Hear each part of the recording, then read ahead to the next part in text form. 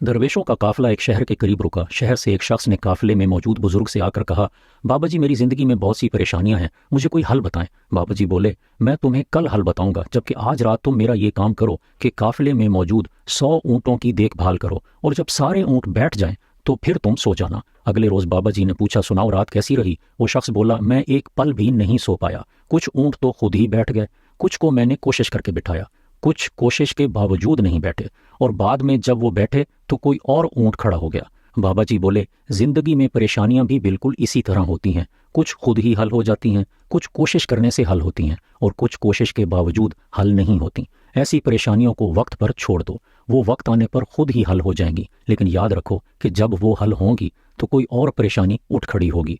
परेशानियां जिंदगी का हिस्सा हैं, कभी कम कभी ज्यादा। परेशानियों के बीच जिंदगी का सफर जारी रखना सीखो, वरना कभी मंजिल पर नहीं पहुंच पाओगे।